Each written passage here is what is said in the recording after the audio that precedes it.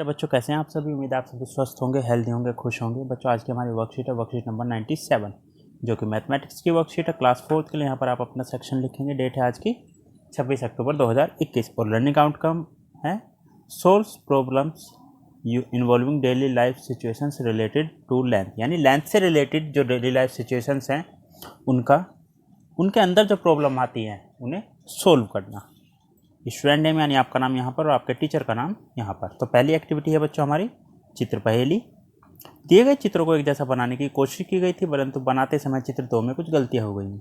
आपकी इन 4 गलतियों को ढूंढकर अपने अध्यापिका के साथ साझा कीजिए। बच्चों पहला चित्र, दूसरा चित्र। अब 4 गलतियाँ ढूंढनी है तो 2 मैं ढूंढ देता हूँ, 2 आपको ढूंढना है, ठीक है। तो पहली जो गलती है बच्चों, देखिए यहाँ पर कुछ पत्थर रखे हुए हैं अगर आप ध्यान से देखें तो, जबकि यहाँ पर ऐसे कोई पत्थर नहीं है, पहली गलती। दूसरी देखिए यहाँ पर एक पत्ती रखी हुई है, जबकि यहाँ पर ऐसी कोई पत्ती नहीं है। आगे चलते हैं अगली एक्टिविटी पर।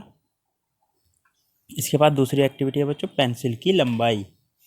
पिछले सप्ताह अमित और अंकिता के पिताजी ने उनको नई पेंसिलें दी थी। आज जब वे दोनों अपना काम कर रहे थे तब अमित ने देखा कि उनकी पेंसिलों की लंबाई बराबर नहीं है। उसने यह बात अंकिता को बताई और दोनों ने अपनी पेंसिलों की लंबाई नापी। देखिए अमित की पेंसिल और अंकिता की पेंसिल। अमित की पेंसिल है 10 सेंटीमीटर, जबकि अंकिता की पेंसिल है 8 सेंटीमीटर। जैसा कि आप देख सकते हैं ये पेंसिल अंकिता वाली छोटी है, इतना अंतर है इसमें, है ना। सेंटीमीटर क्या है बच्चों, जब आप स्केल लेते हो कोई भी छोटा 15 सेंटीमीटर का या 30 सेंटीमीटर का, तो उसमें जो सेंटीमीटर होता है वो होती है लंबाई को नापने की मानक इकाई। आपको क्या लगता है कि उन्होंने अपनी पेंसिल की लंबाई कैसे नापी होगी। हम आमतौर पर छोटी चीज़ों की लंबाई को मापने के लिए एक पैमाने स्केल का उपयोग करते हैं, जिसे हम नॉर्मली फीटा भी बोलते हैं।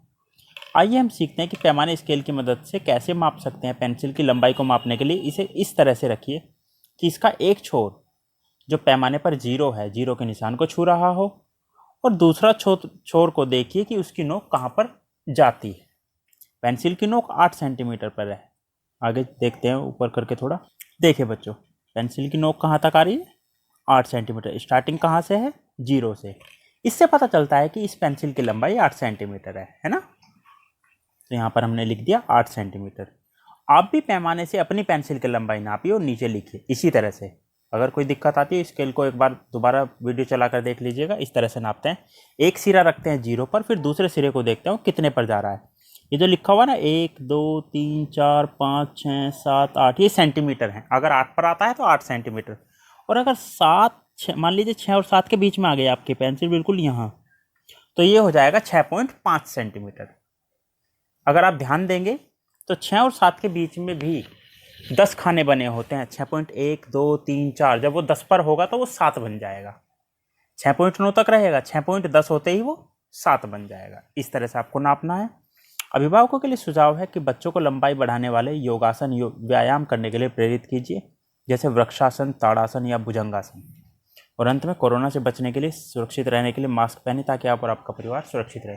आज की वर्कशीट में बच्चों इतना ही। मिलते हैं कल नई वीडियो नई वर्कशीट के साथ। तब तक अपना ध्यान रखिएगा। धन्यवाद।